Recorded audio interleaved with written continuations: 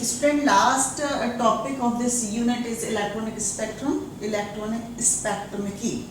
तो electronic spectrum कैसे प्राप्त होता है, हम पहले बात कर चुके हैं कि मॉलिक्यूल जो है वो 0 केल्विन यानी -273.16 डिग्री सेंटीग्रेड पर टोटल शांत अवस्था में रहता है, यानी उसके एटम में किसी भी प्रकार का कोई भी मोशन नहीं होता, कोई भी कंपन नहीं होता, कोई भी घूर्णन नहीं होता, किसी भी तरह का कोई भी संक्रमण नहीं होता है। लेकिन जैसे जैसे टेम्परेचर बढ़ता है अलग अलग तरह के कंपन, घूर्णन और इलेक्ट्रॉनिक संक्रमण स्टार्ट हो जाते हैं। तो मॉलिक्यूल के पास कितनी एनर्जी डिपेंड करता है उस एनर्जी के बेसिस पर वो किस तरह का कंपन करेगा। तो सपोज इलेक्ट्रॉनिक स्पेक्ट्रम में खास बात क्या है कि हमें इलेक्ट्रॉन को ग्राउंड स्टेट से एक्साइटेड स्टेट के अंदर एक्साइट करना है, या हम कह सकते हैं इलेक्ट्रॉन जो कि मॉलिक्यूलर ऑर्बिटल के बॉन्डिंग पार्ट में है वो किसके अंदर जाएंगे, एंटी बॉन्डिंग पार्ट में जाएंगे। तो इसके लिए जो एनर्जी की रिक्वायरमेंट होती है वो 5 से 10 इलेक्ट्रॉन वोल्ट है। तो in another word we can say if particular molecule have energy 5 to 10 electron volt, ये क्या शो करेगा, इलेक्ट्रॉनिक स्पेक्ट्रम शो करेगा। ठीक है, अब 5 से 10 इलेक्ट्रॉन वोल्ट एनर्जी के लिए क्या सिर्फ इलेक्ट्रॉनिक स्पेक्ट्रम ही शो कर रहा है। आपने देखा होगा जब मैंने एनर्जी लेवल बनाए थे तो ये सपोज ये आपका इलेक्ट्रॉनिक एनर्जी लेवल है, इसके बीच में हमने क्या बताया था कि वाइब्रेशन एनर्जी लेवल है, और वाइब्रेशन एनर्जी लेवल के बीच में क्या थे हमारे रोटेशनल एनर्जी लेवल। तो सबसे कम जो आवश्यकता होती है वो किसके लिए होती है, घूर्णन यानी रोटेशन। उससे अधिक आवश्यकता होती है वाइब्रेशन के लिए, एंड सबसे ज्यादा एनर्जी चाहिए होती है हमको इलेक्ट्रॉनिक लेवल के लिए।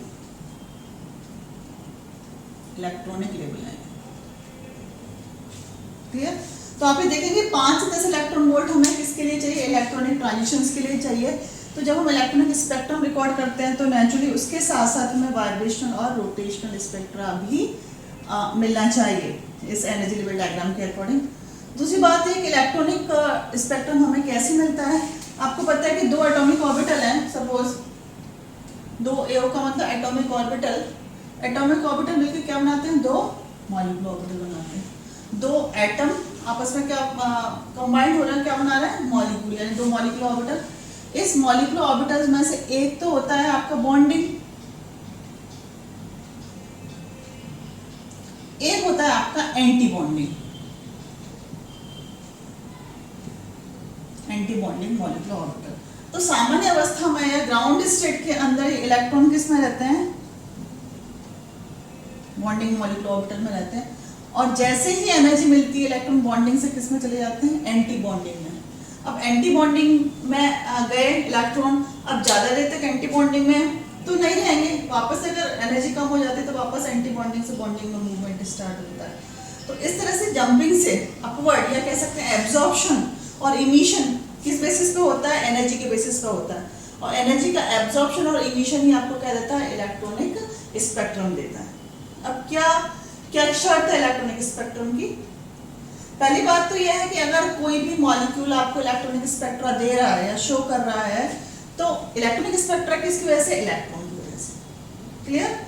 इलेक्ट्रॉनिक स्पेक्ट्रा के लिए इलेक्ट्रॉन अगर बॉन्डिंग से एंटी बॉन्डिंग ऑर्बिटल में जा रहे हैं तो उनका स्पिन क्वांटम नंबर चेंज नहीं होना चाहिए।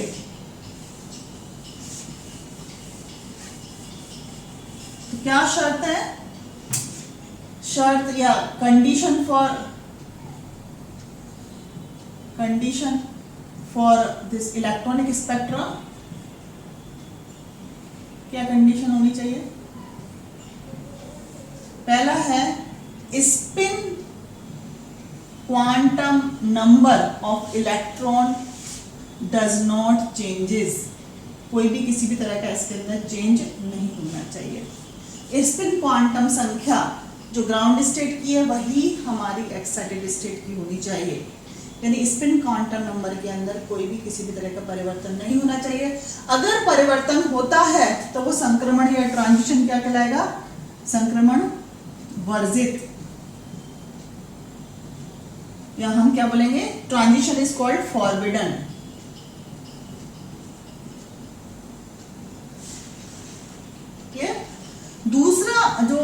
शर्त ये है कि यदि इलेक्ट्रॉन ट्रिपलेट में है या सिंगलेट में है, यदि इलेक्ट्रॉन सिंगलेट या एकक, जिसको हम बोलते हैं सिंगलेट अवस्था में है। सिंगलेट अवस्था क्या होती है? इस तरह की अवस्था जो सिंगलेट अवस्था होगी। तो ग्राउंड स्टेट के अंदर यही कंडीशन है, तो यही कंडीशन हमारे एक्साइटेड स्टेट के अंदर होगी। ये है आपका ग्राउंड स्टेट, ये है आपका एक्साइटेड स्टेट, यानी स्पिन चेंज नहीं होगी। तो अगर स्पिन चेंज हो रही है, इसका मतलब वो संक्रमण हमारा वर्जित है, वो संक्रमण फॉरबिडन है। ठीक है। अगर इलेक्ट्रॉन ट्रिपलेट अवस्था में है ग्राउंड स्टेट के अंदर, एक्साइटेड स्टेट में ही में भी वो किस में रहेंगे? इसी अवस्था के अंदर प्रेजेंट रहेंगे। तो ये शर्त किसकी हो गई? आपकी इलेक्ट्रॉनिक स्पेक्ट्रा प्राप्त करने की शर्त है। बोर्न ओपेनहीमर अप्रोक्सीमेशन या बोर्न सन्निकट जो थ्योरी है, उसके अकॉर्डिंग क्या कहते हैं कि अणु के इलेक्ट्रॉनिक लेवल की जो टोटल एनर्जी होती है वो किस किस वजह से होती है? ई इलेक्ट्रॉनिक प्लस ई वाइब्रेशन प्लस ई रोटेशन। यानी कि आप किसी भी इलेक्ट्रॉनिक लेवल की एनर्जी निकाल रहे हैं तो वो किसका समेशन है? तीनों तरह की एनर्जी का, इलेक्ट्रॉनिक लेवल की एनर्जी प्लस वाइब्रेशन की एनर्जी प्लस रोटेशन की। इस तरह से आप वेव नंबर चेंज देख रहे हैं तो डेल्टा न्यू आर किसके बराबर होगा? Delta nu R electronic plus delta nu R vibration plus delta nu R rotation. ये क्या है? इलेक्ट्रॉनिक वाइब्रेशन मतलब कंपन और this delta nu R equal to rotation. तो इन सब का एनर्जी डिफरेंस है जो आपको वेव नंबर आपको इलेक्ट्रॉनिक ट्रांजिशन में वेव दिखाई दे रही है या पीक दिखाई दे रही है। It is due to all type of waves, electronic vibration and rotation. तो हम इसके लिए टोटल एनर्जी की फॉर्म में हम लिखें तो टोटल एनर्जी हम इसकी किस तरह से दे सकते हैं? ई टोटल इक्वल टू कौन कौन से हमने एनर्जी लेवल के लिए क्या क्या एनर्जी निकाली थी? ई टोटल इलेक्ट्रॉनिक वाइब्रेशन के लिए हमने क्या निकाला था? Anharmonic oscillator nu plus half h nu plus half h nu zero minus nu plus half का whole square h nu zero a. ये किसका पार्ट था? आपका एन हार्मोनिक ऑसिलेटर का।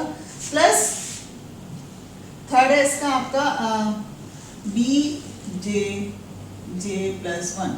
ये किसका? आपका रोटेशन एनर्जी का। तो ये वाला एनर्जी है आपकी इलेक्ट्रॉनिक।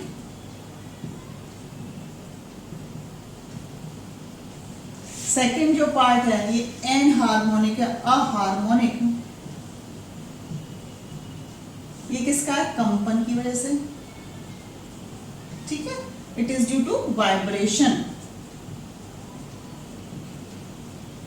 थर्ड है घूर्णन मींस रोटेशन।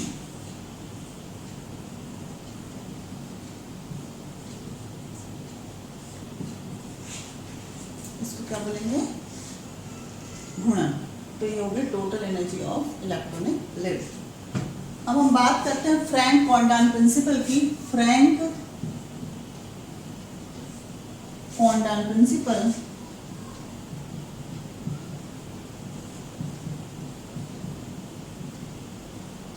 सिद्धांत, इंग्लिश में क्या बोले इसको? Franck Condon principal.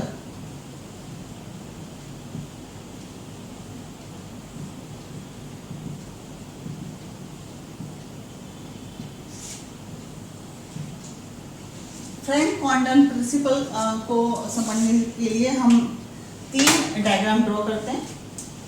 ये जो डायग्राम है ग्राउंड स्टेट और एक्साइटेड स्टेट के लिए, पहली जो सिचुएशन है उसमें इलेक्ट्रॉन की है सपोज ग्राउंड स्टेट और ये है उसकी एक्साइटेड स्टेट।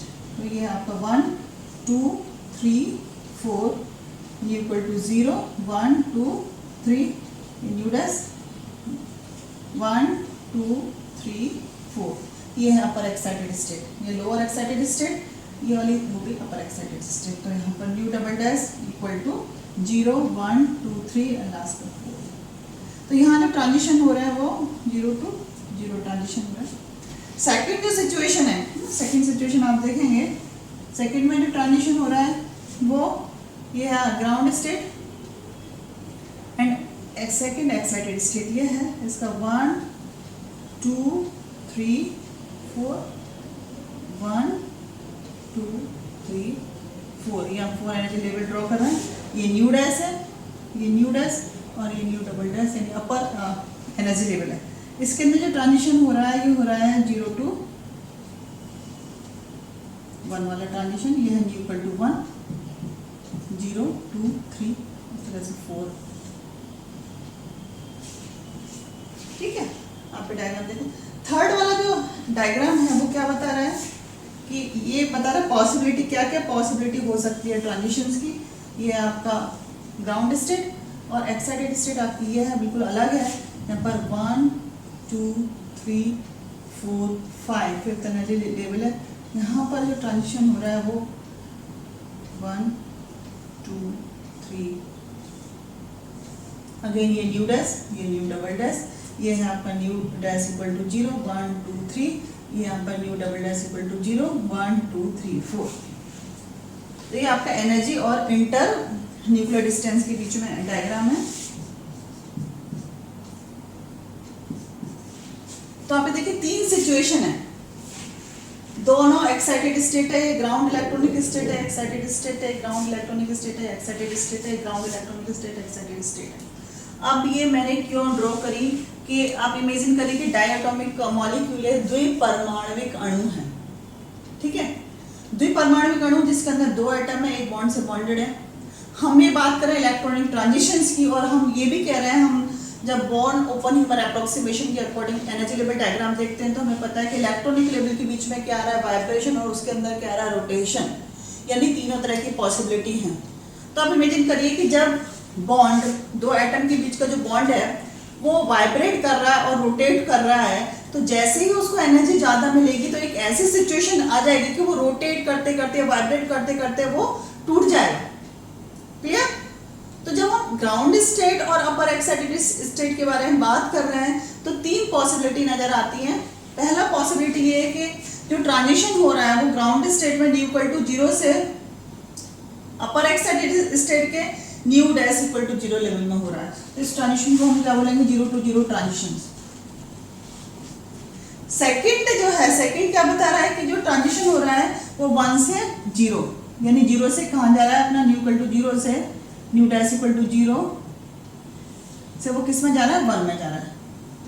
तो इस केस में जो अपर एक्साइटेड स्टेट ये क्या कह रहा है, इंटर न्यूक्लियर डिस्टेंस, ये क्या है, inter nuclear distance, inter nuclear distance यानी कि 2 एटम के नाभिकों के मध्य की दूरी।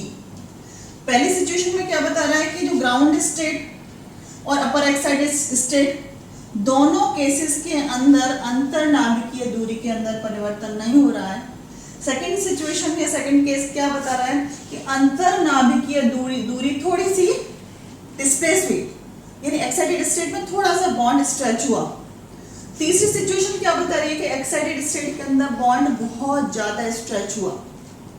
क्लियर? अभी डिसोसिएशन वाली बात हम नहीं कर रहे हैं। तो बहुत ज्यादा डिसोसिएट हुआ तो ये ट्रांजिशंस कौन से हो रहे हैं, 3 to 0, 0 से किस में जा रहा है, 3, तो हम ट्रांजिशन को उल्टा लिखते हैं 3 to 0। फ्रैंक कॉन्डन प्रिंसिपल क्या कहता है, आप ध्यान से सुने।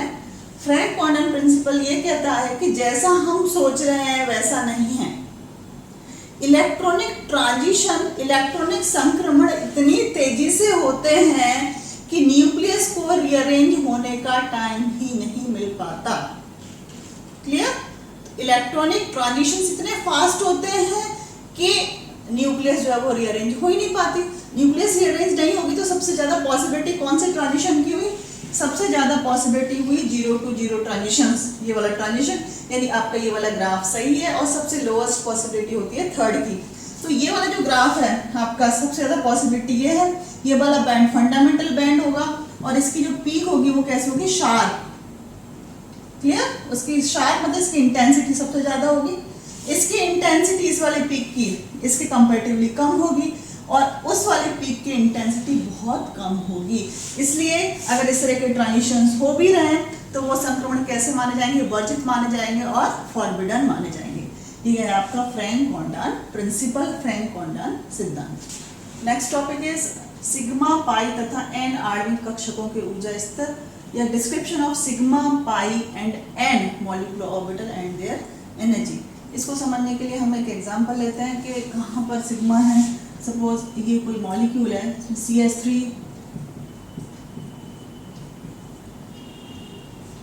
C double bond C double bond O H। यहाँ पे देखें ये मॉलिक्यूल है हमारा, ये एल्डिहाइड। अब इसके अंदर ये जो सिंगल बॉन्ड है ये क्या कहलाते हैं, सिग्मा बॉन्ड। ठीक है, जितने भी सिंगल बॉन्ड है वो क्या कहलाएंगे, सिग्मा बॉन्ड। ये वाला बॉन्ड क्या कहलाएगा, एक पाई है और एक सिग्मा बॉन्ड है। यहाँ भी एक सिग्मा और एक पाई। ये वाले इलेक्ट्रॉन्स जो हैं डॉट, इसको हम बोलते हैं एन, नॉन बॉन्डिंग इलेक्ट्रॉन। ये किसी भी तरह की बॉन्डिंग में पार्टिसिपेट नहीं करते। तो जब ट्रांजिशन होता है सिग्मा से सिग्मा स्टार हो सकता है, एन से सिग्मा स्टार हो सकता है, पाई से पाई स्टार हो सकता है, तो क्या इनकी एनर्जी का क्रम होगा। क्लियर। इसको समझने के लिए हम ये देखते हैं कि सबसे ज्यादा जो एनर्जी की रिक्वायरमेंट होती है वो सिग्मा से सिग्मा स्टार ट्रांजिशंस में होती है। एनर्जी लेवल डायग्राम हम ड्रॉ करते हैं। ये क्या है, सपोज सिग्मा, सेकेंड है pi, third one is the and non-bonding. This is pi star and last one is sigma star. Possibility क्या क्या हो सकती है, सिग्मा से सिग्मा स्टार ट्रांजिशन हो सकता है, sigma to sigma star transition. Second possibility क्या होती है, N sigma star transitions.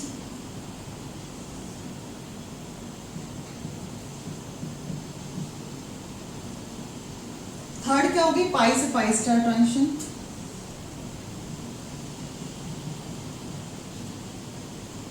Fourth possibility क्या है, N to pi star transition. तो आप देखिए इतने तरह के ट्रांजिशंस पॉसिबल है। एनर्जी की सीक्वेंस क्या होगी, सबसे ज्यादा एनर्जी होगी सिग्मा सिग्मा स्टार ट्रांजिशंस की, उसके बाद एन सिग्मा स्टार। ठीक है, यानी सबसे ज्यादा एनर्जी हमें किसकी चाहिए होगी, more energy low value of lambda. Next हम सिग्मा सिग्मा स्टार के बाद आएगा एन सिग्मा स्टार, उसके बाद हम आएंगे पाई पाई स्टार, और सबसे कम एनर्जी चाहिए होती है एन पाई स्टार ट्रांजिशंस में। यहाँ पर मोर एनर्जी, यहाँ पर लेस एनर्जी, और लैम्डा की वैल्यू लॉन्ग लैम्डा,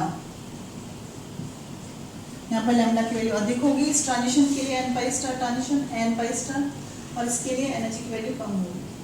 ठीक है, अब आप ये देख सकते हैं कि सिग्मा सिग्मा स्टार ट्रांजिशन से किस तरह के कंपाउंड्स के अंदर प्रेजेंट होगा, जैसे मीथेन है ना, तो इस तरह के कंपाउंड देंगे सैचुरेटेड हाइड्रोकार्बन।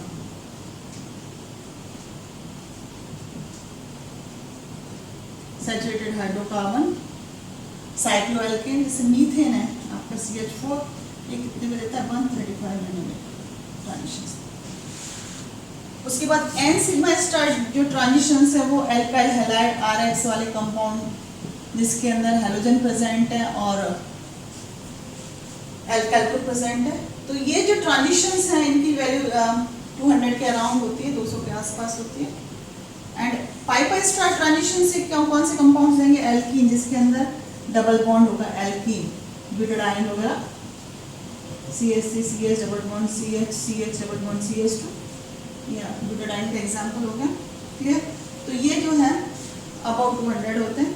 और लास्ट के एन पाई स्टार ट्रांजिशंस जो है, एन पाई स्टार ट्रांजिशंस कौन से कंपाउंड देंगे, एल्कोहल है, कीटोन, यहाँ पे देख सकते हैं। ये मॉलिक्यूल हो गया, ये डिस्क्रिप्शन हो गया।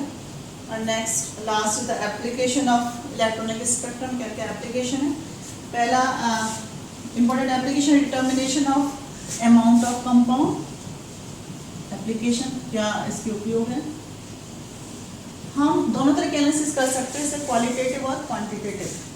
क्वालिटेटिव का मतलब हमें फाइंड आउट कर सकते हैं कि पर्टिकुलर जो आपका मॉलिक्यूल या का स्पेक्ट्रम है, इसके अंदर कौन कौन से ग्रुप प्रेजेंट है।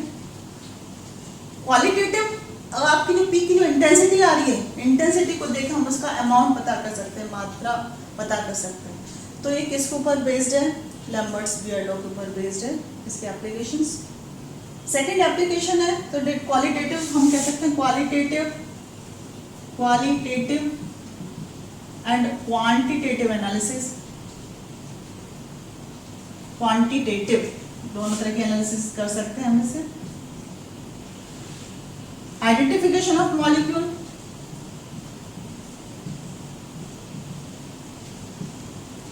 आपने जिस मॉलिक्यूल का स्पेक्ट्रा लिया है उसको नॉन स्पेक्ट्रा से कंपेयर करके आप आइडेंटिफाई कर सकते हैं कि आपका जो मॉलिक्यूल है वो किस तरह का है।